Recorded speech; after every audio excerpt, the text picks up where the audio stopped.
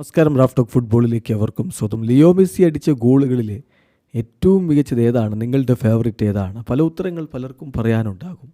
മെസ്സിയുടെ കട്ടാരാധകർ, അന്ധമായ ആരാധനയുള്ളവരൊക്കെ ഉണ്ടാവില്ല. അങ്ങനെയുള്ളവർ പറയും മെസ്സി അടിച്ച ഓരോ ഗോളും ഒന്നിനൊന്ന് മെച്ചമാണെന്ന്.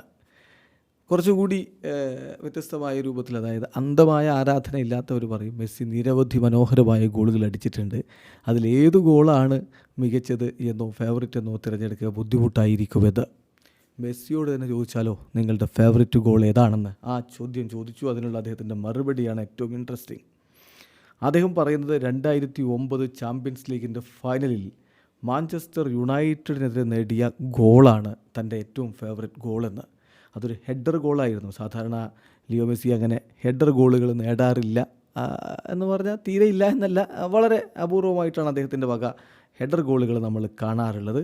സോ അതുകൊണ്ട് തന്നെ ഈ ഹെഡർ ഗോളിന് അദ്ദേഹം വലിയ പ്രാധാന്യം കൊടുക്കുന്നു. എഡ്വിൻ വാണ്ടർ സാർ എന്ന മഹാരഥനായ ഗോൾ കീപ്പറെ നിഷ്പ്രഭനാക്കിക്കൊണ്ട് ലിയോ മെസ്സി അന്ന് ഗോൾ നേടുകയുണ്ടായി 2009. ആ ഗോളാണ് തൻ്റെ ഏറ്റവും മികച്ചെന്ന് പറഞ്ഞത്. റൈറ്റ് നൗ അതിൻ്റെ ഒരു പ്രാധാന്യം മനസ്സിലാക്കിക്കൊണ്ടാണ് ഞാനിത് പറയുന്നത്. കാരണം അതൊരു അൺഫോർഗറ്റബിൾ ഇയറിൻ്റെ സമാപനമായിരുന്നു എന്നാണ് അദ്ദേഹം പറയുന്നത്. അദ്ദേഹം വിശദമായിട്ട് അതിനെക്കുറിച്ച് പറയുന്നുണ്ട്. ഒരുപാട് ഗോളുകൾ ഞാൻ അടിച്ചിട്ടുണ്ട്.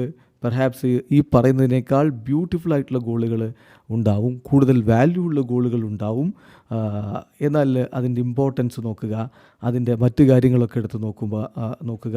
ഈ ചാമ്പ്യൻസ് ലീഗ് ഹെഡർ ഫൈനലിൽ മാഞ്ചസ്റ്റർ യുണൈറ്റഡിന് നേടിയ ഹെഡർ, അതാണ് എൻ്റെ ഏറ്റവും ഫേവറേറ്റ് ആയിട്ടുള്ള ഗോൾ എന്നാണ് ലിയോ മെസ്സി പറയുന്നത്. വീഡിയോ അവസാനിക്കുന്നു. ഫുട്ബോൾ ലോകത്ത് കൂടുതൽ വിശേഷങ്ങളുമായി റാഫ് ടോക്സ് കൊണ്ടുവെത്താം.